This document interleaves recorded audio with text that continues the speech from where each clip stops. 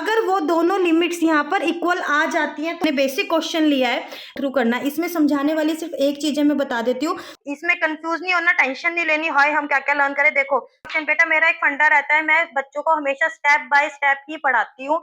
पहले आपके concept clear होने चाहिए, उसके बाद आपकी क्वेश्चंस प्रैक्टिस होनी चाहिए रिलेटेड टू स्पेसिफिक टॉपिक, उन टॉपिक को लेकर आपकी प्रैक्टिस होनी चाहिए। उसके बाद मैं आपको करवाती हूँ मिक्स्ड क्वेश्चन प्रैक्टिस, मतलब कि पूरे सिलेबस में से मिक्स क्वेश्चन करते हैं, फिर हम करते हैं आपके question paper, previous year question paper और सैंपल पेपर जो भी सीबीएसई ने रिलीज किया है, इतना मोर देन सफिशिएंट होता है आपके 80 आउट ऑफ 80 स्कोर करने के लिए। तो हेलो बच्चों, आज की वीडियो में हम करेंगे क्लास 12th का chapter number 5 that is continuity and differentiability. आज से हमारी कैलकुलस स्टार्ट हो रही है और इसकी हम करेंगे आज की वीडियो में क्विक रिवीजन। ठीक है, जल्दी से स्टार्ट करते हैं। सबसे पहले समझते हैं कैलकुलस। कैलकुलस मैथमेटिक्स की एक वो ब्रांच है जो कॉन्टिन्यूस चेंज को स्टडी करती है। ठीक है, एक ब्रांच है जो आपको किस में डील करती है, rate of change. Rate of change मतलब x किस रेट से चेंज हो रहा है तो y किस रेट से चेंज होगा। जैसे कि अगर आपको एक fx फंक्शन गिवन है x स्क्वायर प्लस 2, fx क्या है, ये y है, तो y is equals to x square plus 2। अगर हमारे पास x की वैल्यू इस टाइम पे 1 है, 1 square plus 2 that will be 3, y की वैल्यू क्या आएगी, 3 आएगी। ऐसे ही अगर हमारे पास x की वैल्यू 2 है तो y की वैल्यू क्या आएगी, 2 की स्क्वायर प्लस 2 दैट इज 6 आएगी, y की वैल्यू क्या आएगी, 6। तो x की रिस्पेक्ट में y कैसे चेंज हो रहा है, that is the rate of change of mathematics. Okay, तो कैलकुलस में हम क्या पढ़ते हैं, rate of change of some quantity with respect to another quantity. Got the point. इसकी दो मेजर ब्रांचेस होती हैं, डिफरेंशियल कैलकुलस और इंटीग्रल कैलकुलस। ये दोनों ही आपको 12th क्लास में पढ़नी है। इसके अंदर डिफरेंशियल में हम क्या करते हैं, रेट ऑफ चेंज और उसके स्लोप पर हम बात करते हैं, और इंटीग्रल में क्या करते हैं, हम एक्यूमुलेशन ऑफ क्वांटिटी, एक छोटी यूनिट से उसका बड़ा हम एरिया इसका फाइंड आउट करते हैं। ठीक है, अब चलते हैं अपने चैप्टर नंबर 5 की तरफ, that is continuity and differentiability. Class 11th में हमने पढ़ा था लिमिट्स। लिमिट्स कैसे एग्जिस्ट करती थी, हमने दो लिमिट्स फाइंड आउट करी थी, एक लेफ्ट हैंड लिमिट और एक right hand limit. Left hand limit को हम ऐसे कैलकुलेट करते थे और राइट हैंड लिमिट को हम ऐसे कैलकुलेट करते थे। इसका मीनिंग होता है अगर कोई हमें कर्व गिवन है उसको हमें चेक करना है कि x is equals to a पर वो लिमिट एग्जिस्ट करती है नहीं करती, तो इसका बिल्कुल माइनस a माइनस का मीनिंग यहाँ पे बहुत छोटा सा, मतलब इतना जो आपको दिखाई भी ना दे। ठीक है, ये तो मैं यहाँ पे ड्रॉ कर रही हूँ तो आपको पता लग रहा है, अदरवाइज ये बहुत माइनर सा माइनस होता है, बिल्कुल इससे टच होता हुआ। और जो a प्लस होता है राइट हैंड साइड, राइट हो गया ना, प्लस क्या हो गया, ज़्यादा ऐसे हमारी नंबर लाइन पड़ती है तो इधर RHL किधर आता है आपका, प्लस में आ जाता है, और इधर माइनस होती है हमारे हमेशा हमारी नंबर लाइन पे।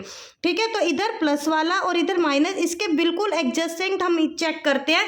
अगर वो दोनों लिमिट्स यहाँ पर इक्वल आ जाती हैं तो हम क्या बोलते हैं कि उस पॉइंट पर लिमिट एग्जिस्ट करती है। ये लिमिट यहाँ पर एग्जिस्ट करेगी और ये limit x is equals to a पे लिमिट किसके इक्वल होगी, इन दोनों क्वांटिटीज के इक्वल होगी जो कि ऑलरेडी इक्वल आए हैं। गॉट द पॉइंट, ये हमने समझा था। अब डिस्कस करते हैं क्लास 12th में कॉन्टिन्यूटी एंड डिसकॉन्टिन्यूटी। कॉन्टिन्यूटी बेटा एक मैथमेटिकल टर्म में मैं आपको बताती हूँ कि जब हम इसको ड्रॉ कर रहे हैं तो हमें इसको पेन को उठाना ना पड़े, दैट इज कॉन्टिन्यूस। और अगर हमने पेन को उठा लिया बीच में से, ऐसे रख के ऐसे भी कर दिया, तो ये यहाँ से क्या हो गया, डिसकॉन्टिन्यूस। अब एक चीज इस पर डिस्कस करते हैं, जो बच्चे मोस्टली कंफ्यूज रहते हैं जिस चीज में, वो ये है कि वो बोलेंगे मैम ये वाला फंक्शन किसी पॉइंट पे डिसकंटिन्यूअस आ रहा है, किसी पॉइंट पे कॉन्टिन्यूस आ रहा है। अब आप इस फंक्शन के अंदर देखो, अगर ये फंक्शन गिवन है यहाँ से यहाँ तक, आप किसी भी पॉइंट के बीच में ले लो, जब हम क्वेश्चन करेंगे तो हमें पॉइंट्स के पता चलेंगे, पॉइंट्स की वैल्यू क्या है। अगर मैं इसके बीच में कोई भी पॉइंट लूँ तो ये फंक्शन कॉन्टिन्यूस आएगा। लेट्स से मैंने इसको ले लिया तो यहाँ पे फंक्शन कॉन्टिन्यूस आएगा, और यहाँ पे ले लिया तो यहाँ पर भी फंक्शन कॉन्टिन्यूस आएगा। बट अगर मैं इस पॉइंट की बात करूँ तो यहाँ पे फंक्शन कैसा आएगा, डिसकॉन्टिन्यूस आएगा। तो इसलिए हम लिमिट्स, कॉन्टिन्यूटी, डिसकॉन्टिन्यूटी, डिफरेंशिएबिलिटी एक पॉइंट पर बात करते हैं।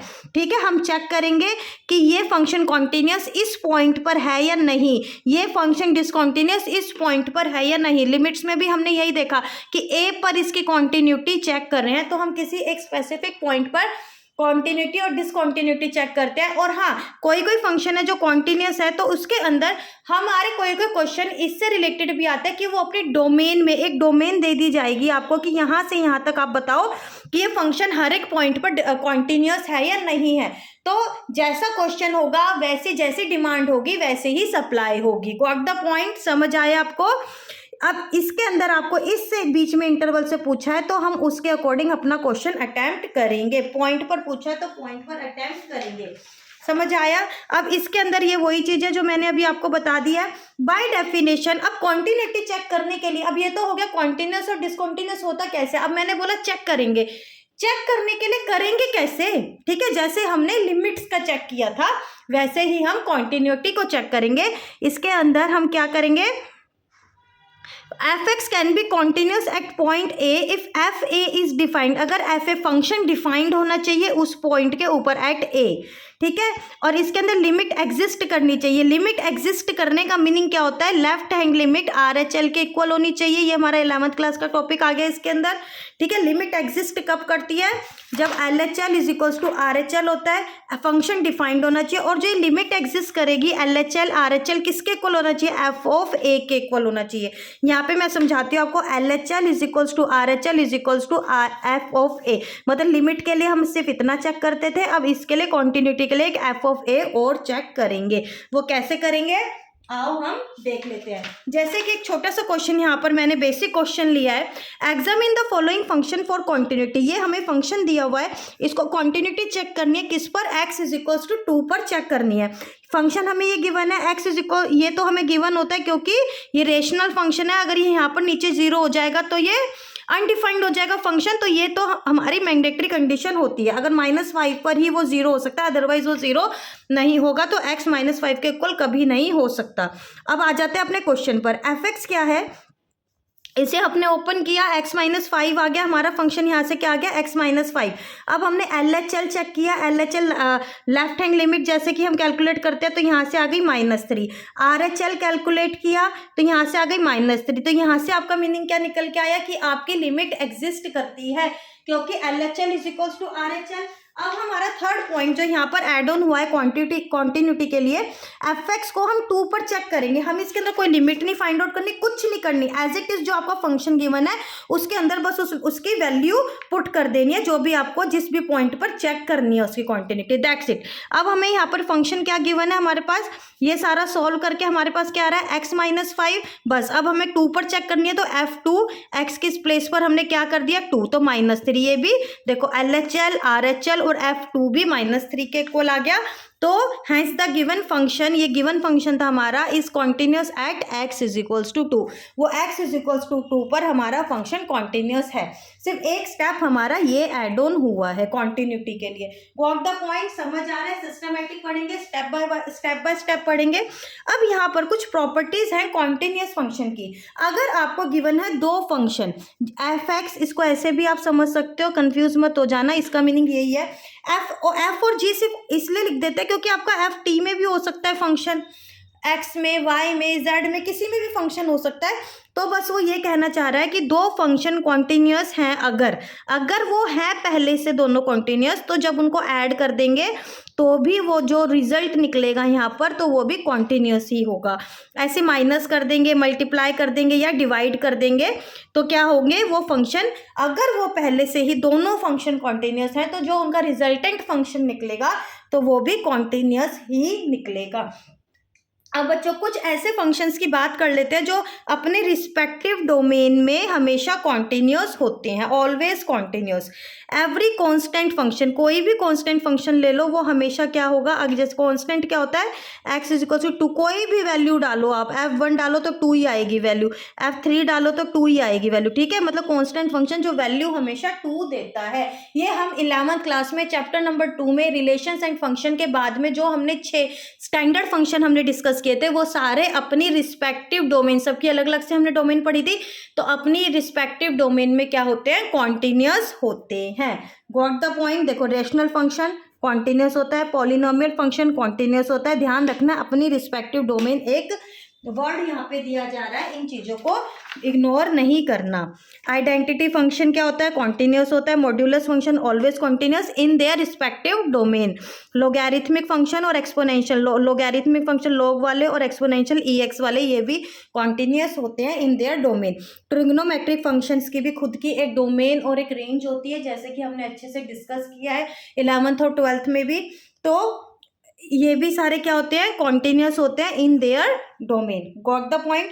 अब लिमिट्स के कुछ स्टैंडर्ड वैल्यूज हैं, इनका स्क्रीनशॉट ले लो बेटा। इनमें समझाने जैसा कुछ नहीं है, गो थ्रू करना है आपको, अपने आप से गो थ्रू करना है। इसमें समझाने वाली सिर्फ एक चीज है, मैं बता देती हूँ कि देखो यहाँ पर लिमिट किसको अप्रोच कर रही है।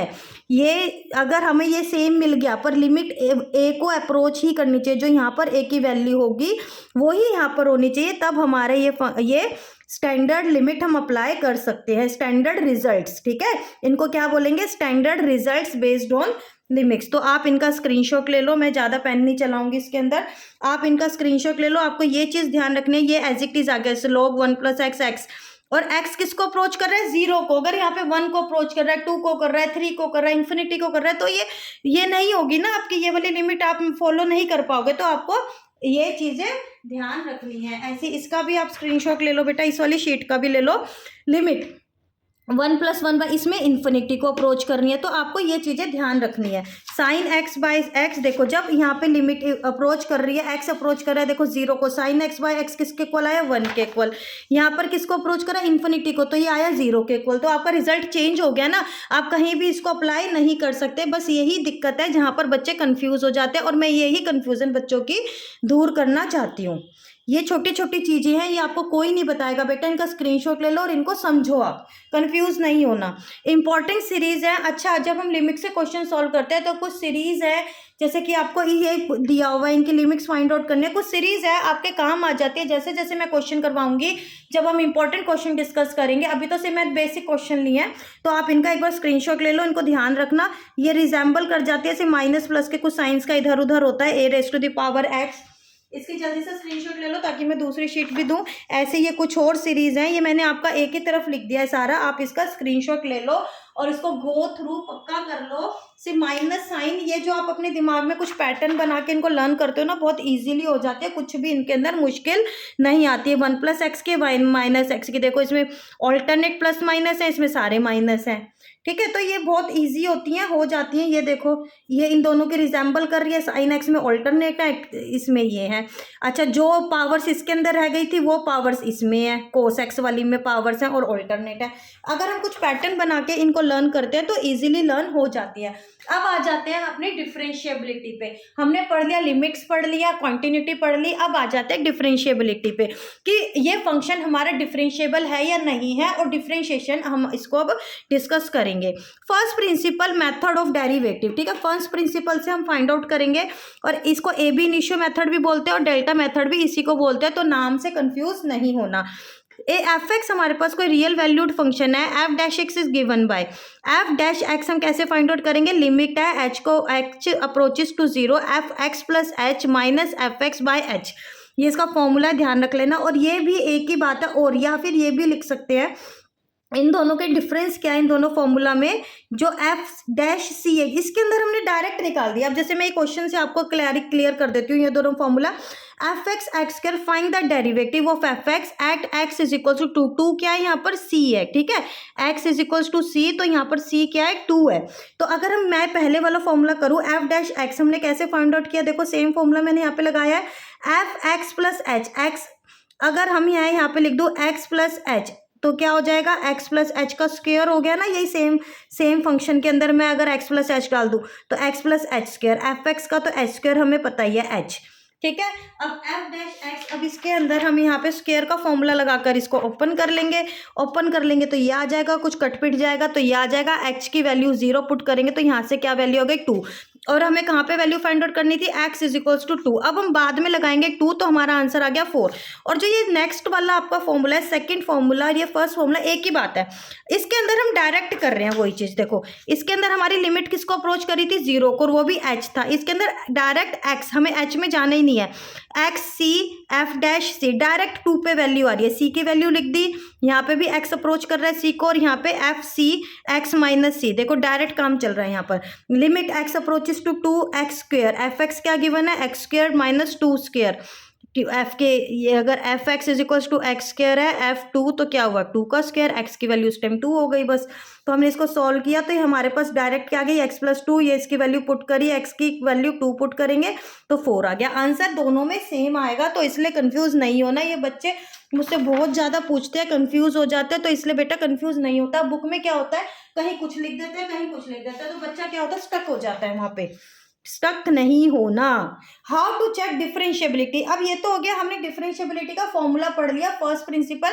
लेकिन अब देखो कि हम चेक कैसे करते हैं। चेक होने पे अपने उसी पे आ जाओ, लिमिट एग्जिस्ट करनी चाहिए, कॉन्टिन्यूस होना चाहिए, मतलब ये होना चाहिए, लिमिट एग्जिस्ट करनी चाहिए मतलब ये होना चाहिए, कॉन्टिन्यूस होना चाहिए मतलब ये होना चाहिए। अगर हम कॉन्टिन्यूस बोल देते हैं ना तो उसमें लिमिट अपने आप ही आ जाती है, देखो ठीक है। अगर हम कॉन्टिन्यूस बोल देते हैं तो लिमिट अपने आप आ जाती है कि लिमिट एग्जिस्ट कर ही रही है, तभी तो कॉन्टिन्यूस है। तो डिफरेंशिएबिलिटी कैसे चेक करेंगे ये मैं आपको बता देती हूँ। लेफ्ट हैंड डेरिवेटिव और राइट हैंड डेरिवेटिव, यहाँ पे बदल गया नाम, डी हो गया, एल से डी हो गया। तो लेफ्ट हैंड डेरिवेटिव में वही आपका ए माइनस का लिया एफ एक्स, सेम फॉर्मूला यहाँ से आया आपका ये वाला, एक्स माइनस सी की जगह ए लिख रहा है, सी की जिस पे हमें चेक करना है जो लिमिट है वो लिख रहा है, ठीक है। तो और ये, या फिर इसको ये भी लिख सकते हैं कि limit x approaches to a minus, और ये हमारे पास क्या है f डैश x। ये दोनों ही मैं यूज़ करना दिखाऊंगी कि हम इसको डायरेक्ट f डैश x पहले फाइंड आउट करके जो हमने फॉर्मूलेस पढ़ेंगे अभी, तो उनसे ये भी कर सकते हैं। तो ये हो गया हमारे पास। अगर एल एच डी मतलब लेफ्ट हैंड डेरिवेटिव इक्वल आ जाता है तो डिफरेंशिएबल होता है एट ए पे, अगर इक्वल नहीं आता तो डिफरेंशिएबल नहीं होता, दैट इज नॉट डिफरेंशिएबल। समझ आया आपको? अभी करेंगे, एकदम से कंफ्यूज मत करना, मैं आपको क्वेश्चन बताती हूँ, ये आपकी रिवीजन चल रही है वैसे भी, तो कंफ्यूज होने का मतलब बनता ही नहीं। फंक्शन है हमारे पास, ये फंक्शन गिवन है, उसमें हमें कुछ ऑप्शंस हैं, हमें ऑप्शंस में देखो हमें कॉन्टिन्यूस डिफरेंशिएबिलिटी चेक करनी है। कॉन्टिन्यूटी के लिए सिंपल हमने LHL निकाला, RHL निकाला और F1 निकाला। कॉन्टिन्यूटी के लिए 3 स्टेप होते हैं हमारे पास, तो तीनों इक्वल आ गए, तो कॉन्टिन्यूस तो है कहाँ पर, 1 पर इक्वल है। अच्छा, इन क्वेश्चंस में एक बात ध्यान रखनी होती है, जब हमने 1 माइनस लिया है, जब हमने 1, ये 1 है तो 1 माइनस लिया है, तो इधर की देखो जब x लेस देन 1 है तो x स्क्वायर वाला फंक्शन लेंगे, और जब x 1 प्लस ले रहे हैं हम, यहाँ पे प्लस वाली क्वांटिटीज ले रहे हैं, तो जब x ग्रेटर हो गया ना, यहाँ से x ग्रेटर देन 1 है, यहाँ पे x लेस देन 1 है इधर, तो ग्रेटर देन 1 वाला फंक्शन लेंगे। इस फंक्शन का हमें ऐसे ध्यान रखना होता है। अच्छा, अब F1, अब थर्ड स्टेप पे हम क्या कर रहे हैं, F1 कर रहे हैं, तो जहाँ पे इक्वल का साइन है तो वही वाला फंक्शन हम लेंगे, यहाँ पर 2 माइनस एक्स जो इक्वल है, ये ध्यान रखना होता है। तो यहाँ पर कॉन्टिन्यूस आ गया, तीनों वैल्यू सेम आ गई, तो कॉन्टिन्यूस है कहाँ पर, 1 पर। अब डिफरेंशिएबिलिटी चेक करेंगे उसी फॉर्मूले से। अच्छा, यहाँ पर मैंने 2 चीज़ें आपको बताई थी, मैंने कहा था आगे फिर डिस्कस करूँगी मैं। Limit left hand derivative, limit ये देखो a पर 1 minus f dash x, direct भी हम इसको लिख सकते हैं, एफ डैश एक्स हम फाइंड आउट कर लेते हैं। एफ डैश एक्स कैसे फाइंड आउट करते हैं, d by D x 2x, d by D x हमें पता है x की power n is equal to n, x की पावर n माइनस 1 होता है ये फॉर्मूला, ठीक है। तो इसके अंदर 2n x n माइनस 1, तो 2 बाहर आ गया, 2 है n की जगह, और x की power 2 minus 1 that is 2x। F dash x क्या आया यहाँ पर, 2x आ गया, और 2 की अब हमने इसको ओपन किया तो ये इसकी वैल्यू 2 आ गई। ऐसे ही राइट हैंड डेरिवेटिव के लिए डी बाई डी एक्स हमने पहले ही फाइंड आउट कर लिया, ये मैंने बता दिया यहाँ के हमने फंक्शन अलग अलग क्यों लिए हैं, ठीक है। अभी राइट हैंड है, प्लस में है, तो हमने ये वाला फंक्शन लिया, इसका डेरिवेटिव निकाला, -1 आ गया, और ये इसके लिए आया -1, तो ये दोनों इक्वल नहीं है, तो ये 1 पर डिफरेंशिएबल फंक्शन नहीं है। तो इसके अंदर से हम ऑप्शन चेक कर लेते हैं, डिफरेंशिएबल तो नहीं है, कॉन्टिन्यूस नॉट कॉन्टिन्यूस लिखा हुआ है, तो ये ऑप्शन नहीं होगा। ना इधर कॉन्टिन्यूस, ना तो कॉन्टिन्यूस, तो ना तो कॉन्टिन्यूस का मतलब नहीं बनता क्योंकि कॉन्टिन्यूस है, तो हमारे पास एक ही ऑप्शन बचता है, not differentiable at x is equals to 1, कि वो x पर 1 पर डिफरेंशिएबल नहीं है। ठीक है, अब आ जाते हैं अपनी एक थ्योरम पर। ये मोस्ट इंपॉर्टेंट पॉइंट है, इसको ध्यान रखना। Every differentiable function is continuous, every continuous function is not necessary. इसको मैं आपको ऐसे बताती हूँ, देखो लिमिट्स, पहले तो लिमिट एग्जिस्ट करनी चाहिए। अगर लिमिट एग्जिस्ट कर रही है तो कॉन्टिन्यूटी चेक करेंगे, अगर कॉन्टिन्यूस है तभी वो डिफरेंशिएबल होगा, अदरवाइज डिफरेंशिएबल नहीं होगा। ठीक है, पर इसका रिवर्स ट्रू नहीं है। अब ये देखो, अगर लिमिट एग्जिस्ट कर रही है, लिमिट एग्जिस्ट कर रही है तो ज़रूरी नहीं है कि कॉन्टिन्यूस होगा या नहीं होगा, कॉन्टिन्यूस चेक करना होगा। अगर कॉन्टिन्यूस है, मान लो कॉन्टिन्यूस है, मानना नहीं मतलब आ गया हमारा कॉन्टिन्यूस, तो ज़रूरी नहीं है वो डिफरेंशिएबल होगा नहीं होगा, वो हमें चेक करना होगा। ठीक है, अब अगर कोई डिफरेंशिएबल है तो हमें पता है कॉन्टिन्यूस और लिमिट एग्जिस्ट कर रही है। ठीक है, यही ये कह रहा है डिफरेंशियल फंक्शन एवरी, अगर कोई डिफरेंशिएबल है तो ऊपर वाले तो हैं ही, अगर नीचे वाला पार्ट यस है तो ऊपर वाले तो होंगे ही, तभी वो हैपन हुआ है, अदरवाइज नहीं होगा। Got the point. अगर वो कॉन्टिन्यूस है तो जरूरी नहीं है ना डिफरेंशिएबल होगा। Every continuous function not necessary to be differentiable. ठीक है, जरूरी नहीं है कि वो डिफरेंशिएबल होगा या नहीं होगा। समझ आया बच्चों आपको ये चीजें? अब इसके अंदर ये देखो एफ डैश एक्स, इसको हम ऐसे रिप्रेजेंट करते हैं जैसे कि हमें एक्स का एफ एक्स का निकालना है तो या तो एफ डैश एक्स कर लेते हैं, अगर वो वाई के फॉर्म में है तो D Y by D x, तो हम इसको ऐसे किसी वैल्यू पे करना है तो ऐसे लिख लेते हैं। ये हमारे इसके representation, F dash is the derivative of F x. ठीक है, the process of finding derivative, ये डेरिवेटिव फाइंड आउट करते हैं और जो प्रोसेस होता है उसको बोलते हैं डिफरेंशिएशन। समझ आया आपको? Limits, continuity, differentiability. लिमिट्स है तो जरूरी नहीं है कॉन्टिन्यूस होगा नहीं होगा, कॉन्टिन्यूस है तो जरूरी नहीं डिफरेंशिएबल होगा। ठीक है, अगर कॉन्टिन्यूस है तो जरूरी, अगर हाँ डिफरेंशिएबल है तो जरूरी है कॉन्टिन्यूस है, अगर कॉन्टिन्यूस है तो जरूरी है लिमिट्स है। ठीक है, समझ आ रहा है आपको ये चीजें? तो इसको बड़े क्लियर तरीके से आप समझ के चलना। अब इसके कुछ अलजेब्रा जैसे कॉन्टिन्यूटी में पढ़ा था ऐसे इसके अंदर है। इनको जब प्लस करते हैं, मान लो दो फंक्शन है, उनको हमने पहले प्लस कर दिया फिर उनका डिफरेंशिएशन फाइंड आउट किया तो वो सेम होगा। या तो आप एफ का पहले डिफरेंशिएशन कर दो, जी का भी पहले डिफरेंशिएशन कर दो, फिर ऐड कर दो, वो सेम ही आंसर आएगा। ठीक है, ऐसे सब्ट्रैक्शन में या तो दोनों फंक्शंस को पहले सब्ट्रैक्ट कर दो फिर डिफरेंशिएट करो, या फिर दोनों को सेपरेटली डिफरेंशिएट करके फिर माइनस कर दो, वो सेम आंसर आएगा। ये है प्रोडक्ट रूल, मोस्ट इंपॉर्टेंट है। प्रोडक्ट एंड क्वोशिएंट, प्रोडक्ट में क्या होता है, आप एक का डिफरेंशिएट कर रहे हो, दूसरा एज इट इज, प्लस का साइन, फर्स्ट वाला एज इट इज, सेकेंड वाला differentiate. Got the point? Quotient rule, quotient होता है डिवीजन वाला रूल।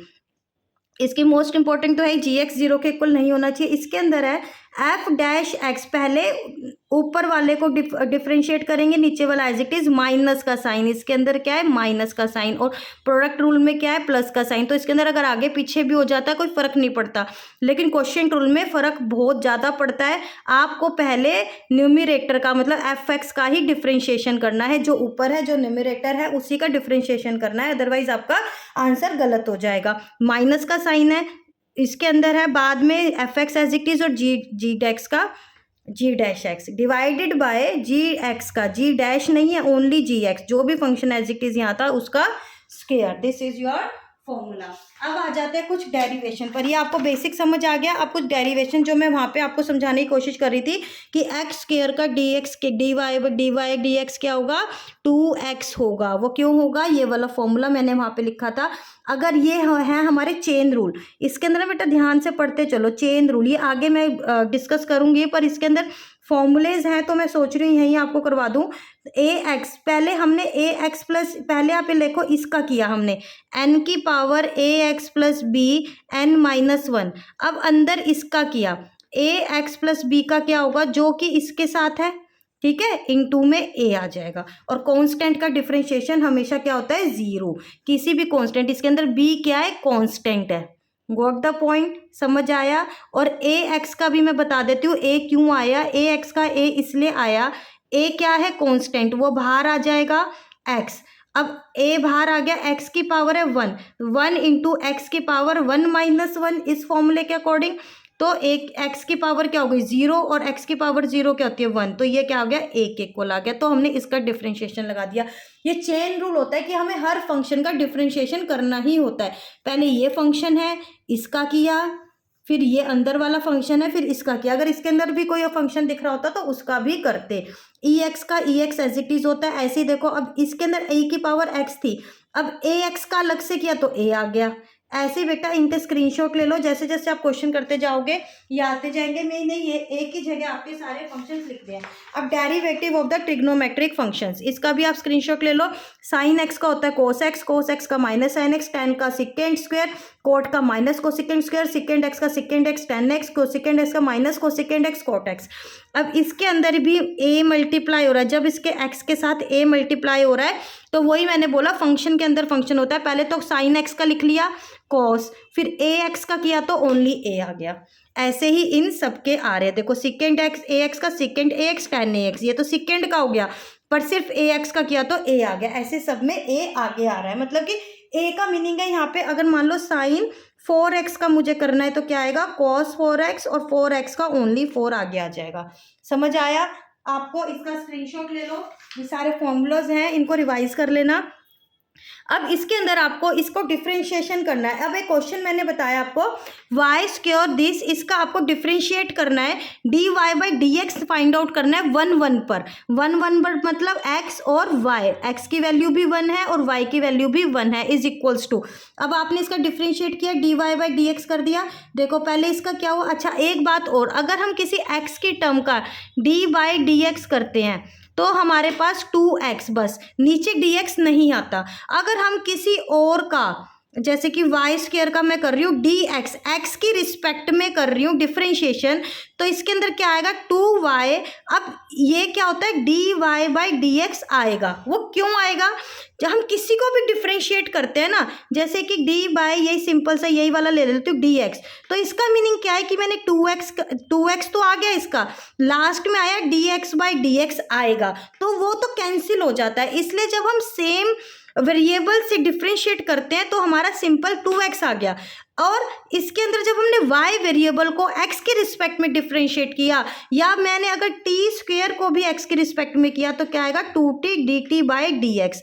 अगर मैंने 2dt स्क्वायर को t की रिस्पेक्ट में किया तो क्या आ जाएगा 2t आ जाएगा, क्योंकि अगर dt बाई dt आया तो कट गया। आपको बस यही ध्यान रखना है, जब हम सेम वेरिएबल के रिस्पेक्ट में डिफरेंशिएट करते हैं तो हमारा सिर्फ ये डिफरेंशिएट होके आता है। अगर हम किसी और वेरिएबल के रिस्पेक्ट में डिफरेंशिएट करते हैं तो D Y by D X या D T by D X जो भी है वो आएगा। तो इसके अंदर हमने वाई स्क्वायर का दोनों साइड हमने डिफरेंशिएट कर दिया, तो इसके अंदर y का किया तो 2y D Y by D X आ गया। इसके अंदर आपका क्वोशिएंट रूल लगा, जो मैंने अभी आपको बताया था। क्वोशिएंट रूल पहले वाले का होएगा, फिर second as it is, first as it is second का होगा। तो इसके अंदर हम इसको डिफरेंशिएट किया, डिफरेंशिएट करके ये आ गया हमारे पास 2y को हम इधर ले आए, ठीक है। डिफरेंशिएट करके 1 1 पे इसकी वैल्यू फाइंड आउट कर दी, दैट इज 2। इसकी वैल्यू क्या आई 1 1 पर, हमने x की प्लेस पर भी 1 और y की प्लेस पर भी 1 इस फॉर्मूले में पुट किया तो आ गया आंसर 2। अब आ जाते हैं अपने नेक्स्ट टॉपिक पर, derivative of the composite functions. Composite function कैसे होते हैं, चेन रूल जो मैंने आपको बताया था अभी, चेन रूल के फंक्शन के अंदर फंक्शन होता है तो हमें उसका करना होता है। ये वाला इस टाइप का मैंने आपको बता दिया ना, ax प्लस बी की पावर n, ये वही चीज़ है। अब इसके अंदर आप समझो, अब वैसे चेन रूल मैं आपको समझा देती हूँ पर आप डायरेक्ट भी कर सकते हो, कोई इतनी कंफ्यूज होने वाली इसके अंदर बात नहीं है। अब आपको इसके अंदर डी एफ दिया हुआ है, अभी इसको मतलब सिर्फ इसी की बात करते हैं। D v by d T by D x, मतलब आपने मान लिया इसके अंदर एक फंक्शन को लेट कर लिया, let 2x plus 1 is equals to t, ठीक है। तो आपके अंदर एफ एक्स क्या हो गया, टी की क्यूब हो गया, टी की क्यूब हो गया। तो आप पहले उसको करोगे, अब इसके अंदर टी है, मैं वी से कर रखा है, वी क्यूब करोगे, फिर वी वाले को डी एक्स से करोगे, क्योंकि हमें फॉर्मूला तो वही निकालना है ना, D F by D x, इसमें डी टी कर रखा है। चलो हम क्वेश्चन सॉल्व करते हैं, ये सिर्फ फॉर्मूले हैं, ये कहीं नहीं पूछे जाते। F x is equals to sine cube by 3x plus t. आपने इसको टी को लेट किया क्या, साइन यू लेट किया, जहाँ पर u क्या है आपका 3x प्लस 1 है। F x is equals to t, मुझे पता है आप कंफ्यूज हो रहे हो पर सुनते जाओ। एफ एक्स इस फॉर्मूले में हमने लगाया, देखो पहले डी एफ सबसे बड़ा क्या है एफ, यहाँ से चलना शुरू करो। एफ किसके टर्म में हो रहा है, टी की टर्म में, देखो टी की टर्म में आ रहा है ना एफ, तो टी की टर्म में, टी किसके टर्म में यू में, तो टी को यू की टर्म में, अब यू किसके टर्म में एक्स में, तो यू की टर्म में D you by D x. समझ रहे हो, ये इसके इक्वल हमारा फॉर्मूला बनता है। सबसे बड़े से शुरू होते हैं, एफ से, फिर टी से, फिर यू से। अब मैं आपको इसका सिंपल तरीका बता देती हूँ, ऑल्टरनेट तरीका, जो कि आपको सोच के क्या चलना है। पहले तो आपने इसका किया, 3 आ गया, 2x प्लस 1 की पावर 3 माइनस 1 मतलब कि स्क्वायर आ गया, ठीक है। फिर 2x प्लस 1 का किया, दैट इज 2। तो ये हमारे पास आंसर आ गया। देखो इस फॉर्मूले से किया तब भी यही आंसर आया, और इससे हमने सोच के किया, तो इससे आपको ये चेन रूल ध्यान रखना है। अगर चेन रूल वैसे आज तक कभी पूछा नहीं गया डायरेक्ट चेन रूल, तो आप उसके अंदर फॉर्मूला कैसे ध्यान रख सकते हो। देखो हम एफ टी की रिस्पेक्ट में किया, टी को यू की रिस्पेक्ट में। अब देखो ये यहाँ पर वैसे भी तो कैंसिल ही हो रहे हैं ना, बन तो हमारा D F by D X ही रहा है, ठीक है। तो आपको एज अ चेन चलना है। देखो डी एफ ये यहाँ पे आ गया, फिर ये यहाँ पे आ गया। आपको अगर फॉर्मूला ध्यान रखना है ना, ऐसे रखना है D F by d T, तो इस यही ऊपर जाएगा, फिर जो इसके नीचे आएगा वही ऊपर जाएगा। ये चेन रूल होता है हमारा। समझ आ गया आपको। ये ऐसे ये वाला क्वेश्चन मैंने किया है, आप इसका स्क्रीनशॉट ले लो। देखो इसके अंदर ऑल्टरनेट वाला मैं आपको बता रही हूँ। पहले इसका किया 3 साइन स्क्वायर 3x प्लस 1 आ गया, फिर एक फॉर्म, फिर साइन है आपका। अभी तो मैंने ये n की पावर वाला कर लिया ना, a की पावर n वाला फॉर्मूला लगाया। अब साइन का लगेगा, अब 3x प्लस 1 का लगेगा। ये 3 बार हमारा इसके अंदर यूज हुआ, 3 बार हमारी इसके अंदर चेन बनी। समझ आ रहा है आपको, ठीक है। कमेंट सेक्शन में कमेंट कर देना। Derivative of implicit function. अब दो टाइप के फंक्शन होते हैं, एक्सप्लिसिट और इम्प्लिसिट। एक्सप्लिसिट वो होते हैं जिसको हम एक्सप्लिट कर सकते हैं, मतलब y और x सेपरेट है। पर इम्प्लिसिट क्या होता है, जिनको हम सेपरेट नहीं कर सकते। इस टाइप का फंक्शन, क्या x और y को हम यहाँ पे स्प्लिट कर सकते हैं, नहीं कर सकते। तो इसमें हम क्या करते हैं, सबसे पहले हम जैसी इक्वेशन दी हुई है उसको वैसे ही डिफरेंशिएट कर देते हैं दोनों को। फिर d Y by D x की सारी टर्म्स को LHS में ले आते हैं और नॉर्मल वाली को RHS में ले आते हैं, जैसे कि हम एक क्वेश्चन करके देखते हैं। फर्स्ट स्टेप क्या है, अब देखो x प्लस वाई को हम यहाँ पे अलग नहीं कर सकते ना, ठीक है। अगर हम कोई बच्चे कहेंगे साइन ए प्लस बी का फॉर्मूला लगा दो, तब भी तो यही आएगा बेटा, साइन ए कोस बी, कोस ए साइन बी, कैसे करोगे उसको सेपरेट, नहीं हो पाएगा। तो सबसे पहले जैसा है वैसा है, हमने उसको डिफ्रेंशिएट कर दिया। देखो पहले इसको डिफ्रेंशिएट किया, जो प्लस वालों को तो हम कर सकते हैं ना सेपरेट, हमने पढ़ा था अलजेब्रा में। अब इसका ये हो गया, इसका साइन का क्या हुआ कॉस, और इसका x प्लस वाई का क्या हुआ d x by D x, तो 1 आ गया, और y का d Y by D x. अब हमने सारी क्वांटिटीज को, अब इसको ब्रैकेट को ओपन किया, इस ब्रैकेट को ओपन किया, एक बार इससे मल्टीप्लाई हुआ, एक बार इससे मल्टीप्लाई कर, d Y by D x को इधर ले आए और सारे टर्म्स इधर रहने दी। अब इसके अंदर से d Y by D x common ले लिया और इसको डिनोमिनेटर में लेगा। यही हमारा फाइनल आंसर होता है ऐसे क्वेश्चंस में, यही हमारा फाइनल आंसर है। इसका स्क्रीनशॉट ले लो। अब आ जाता है आपका मोस्ट इंपॉर्टेंट इनवर्स ट्रिग्नोमेट्रिक का। देखो ये इनवर्स ट्रिग्नोमेट्रिक फंक्शन है, ये इसकी डोमेन है, जो कि हमने अभी तक पढ़ी है, चैप्टर 2 में हमने पढ़ी थी। अब ये है साइन इनवर्स एक्स का डेरिवेटिव, और अब ये डेरिवेटिव की डोमेन है, ठीक है। ये मोस्ट इंपॉर्टेंट चीजें हैं जो 1 मार्क में भी पूछी जाती है और 5 मार्क्स में भी कहीं ना कहीं फंसा दी जाती है। अब यहाँ पर है वही ए एक्स, जहाँ पे हमारा एंगल ए एक्स हो गया। तो उसके अंदर मैंने आपको बताया जब भी हमारा ऐसा होता है तो हम इसका अलग से भी डिफरेंशिएशन करते हैं। अब इसका ए एक्स का करेंगे तो ए आ जाएगा, यहाँ पर भी ए आ गया, हर एक में ए आ रहा है, ठीक है। और यहाँ पर भी पूरा ए एक्स स्क्वायर रहेगा, सिर्फ सेकेंड इनवर्स और इसमें ए एक्स नहीं आता। ए एक्स यहाँ पर क्यों नहीं आता, अगर यहाँ पर भी हम लिखते हैं तो पूरा एंगल जाता है हमारा फॉर्मूले के अकॉर्डिंग। जहां पर एक्स एक्स होता है वहां पर ए एक्स पूरा आता है हमारा फॉर्मूले के अकॉर्डिंग। जो हमारा सेकेंड इनवर्स एक्स का जो फॉर्मूला है एक्स, तो एक्स की जगह ए एक्स आएगा, और यहाँ पर इसका डिफरेंशिएशन करेंगे तो ए आ जाएगा। तो हमारा ए से ए कैंसिल हो जाता है, तो इसलिए हमारे इन फॉर्मूलों में सिर्फ यहाँ पे फर्क पड़ता है, और इसलिए न्यूमरेटर में हमें ए देखने को नहीं मिलता सेकेंड इनवर्स और कोसेकेंड इनवर्स वाले फॉर्मूलाज में, ठीक है। फॉर्मूलाज को समझ के याद करना चाहिए। और यहाँ पर हम बात कर रहे थे डोमेन की, तो आप देखो इसमें कंफ्यूज नहीं होना, टेंशन नहीं लेनी है, हम क्या क्या लर्न करें। देखो जो tan इनवर्स की है डोमेन सेम है, इन चारों की डोमेन बिल्कुल सेम है, बस इसके अंदर क्लोज इंटरवल से ओपन इंटरवल हो गया है साइन और कोस में। समझ गए, कोई इतनी आफत वाली बात नहीं है, इनके डेरिवेटिव्स की डोमेन बिल्कुल सेम है, बस इन दोनों की थोड़ी सी चेंज हुई है। अब आ जाते हैं नेक्स्ट क्वेश्चन पर। tan इनवर्स e की पावर 2x, इसको डिफरेंशिएट करना है। देखो tan इनवर्स का किया तो क्या होता है, tan इनवर्स का हमें पता है 1/1 प्लस एक्स स्क्वायर होता है। x का मीनिंग होता है जो भी हमें यहाँ पर गिवन है, मतलब यहाँ पर पूरा x क्या है, पूरा जो इसका एंगल है वो क्या है, ये पूरा है, तो इसका पूरा स्क्वायर, और e की पावर 2x का एज इट इज रहता है। हमने पढ़ा था d by D x, e की पावर 2x क्या आया, e की power 2x as it is रहा। अब 2x का क्या आ गया, 2 आ गया, ये हमने पढ़ा है, अभी आपने स्क्रीनशॉट लिया है, तो इसको हमने सॉल्व किया तो हमारे पास ये इसका ऑप्शन आ गया। बहुत सिंपल चीजें हैं, अगर आप एक बार इनकी कंफ्यूजन दूर कर लेते हो, आप यहाँ पर एक्स है, एक्स से कंफ्यूज हो गए ना, ये भी एक्स है, यहाँ पे एक्स है, इसका मीनिंग है बेटा एंगल। आप इसको जो आपको जनरल फॉर्मूले सिखाए जाते हैं, आप उसको एज एन एंगल लो, ठीक है।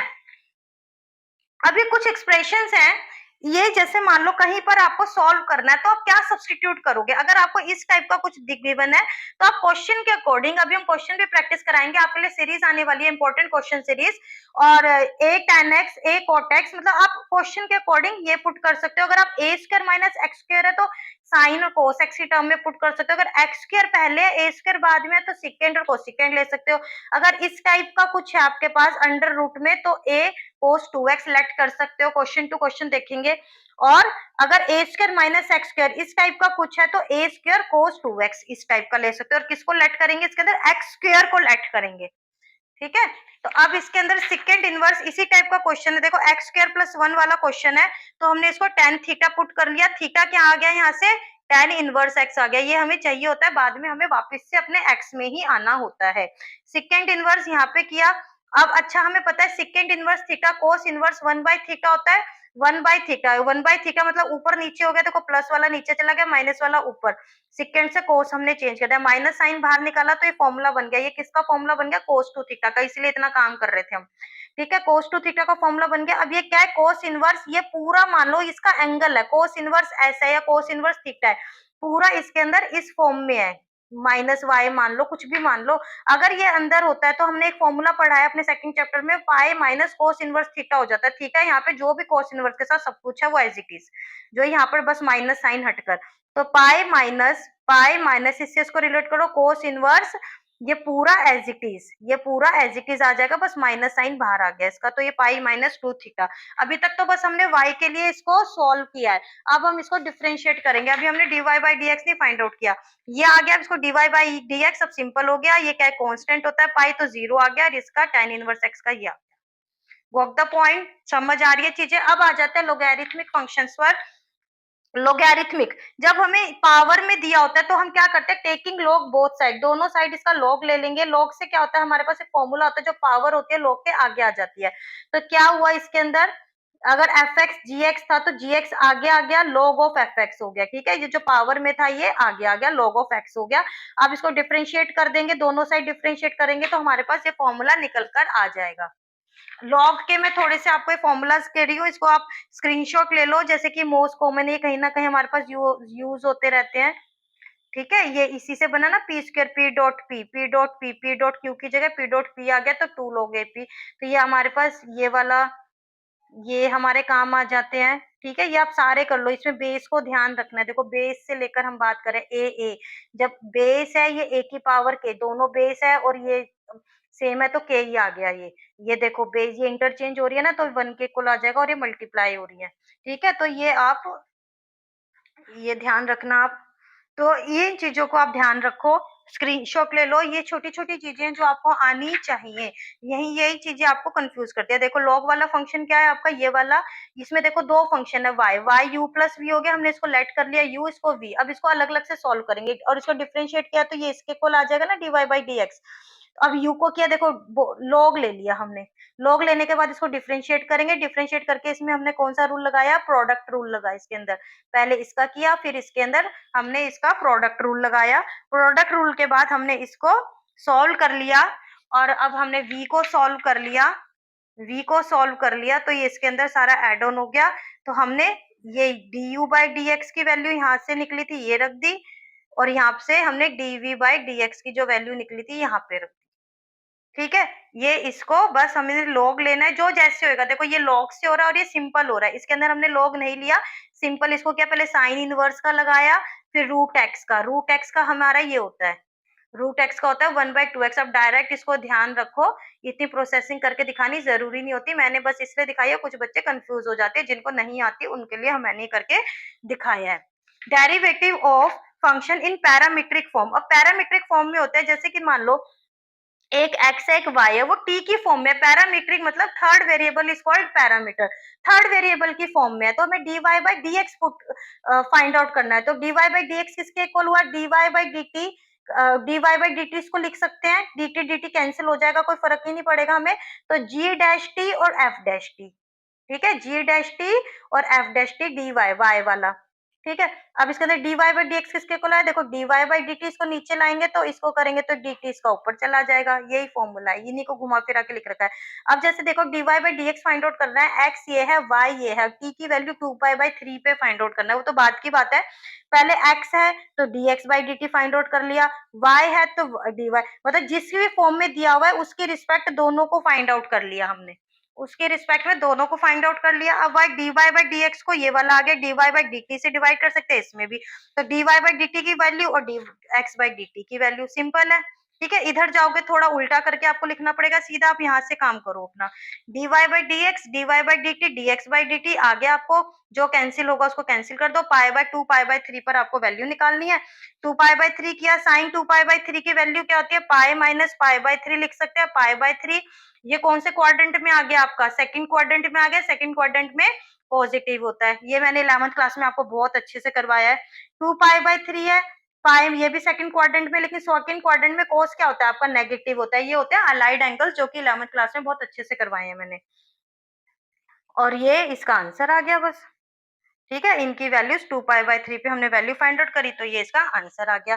अब आ जाते हैं एक फंक्शन का दूसरे फंक्शन के रिस्पेक्ट में, वही सेम चीज है, एक फंक्शन का दूसरे फंक्शन के रिस्पेक्ट में। अब dy बाय dz हमें फाइंड आउट करना है, इसके अंदर y क्या है, ये है, और z क्या है, ये है, इस फंक्शन को इसके रिस्पेक्ट में करना है, तो dy log dy by d, अगर मैंने इसको y मान लिया, इसको z मान लिया, तो dy by dz find out करना है मुझे, ठीक है। इस फंक्शन को डिफरेंशिएट करना है इसके रिस्पेक्ट में, तो dy बाय dz करना है, इसको y मानना है, इसको z मानना है, तो dy बाय dx निकाल लेंगे पहले, वही सेम है, इसके निकाल लेंगे, फिर इन दोनों को dy बाय dx को हम कैसे लिख सकते हैं, dy by dx dz by dz, है ना, तो इन दोनों को रखा तो आंसर ये आ गया।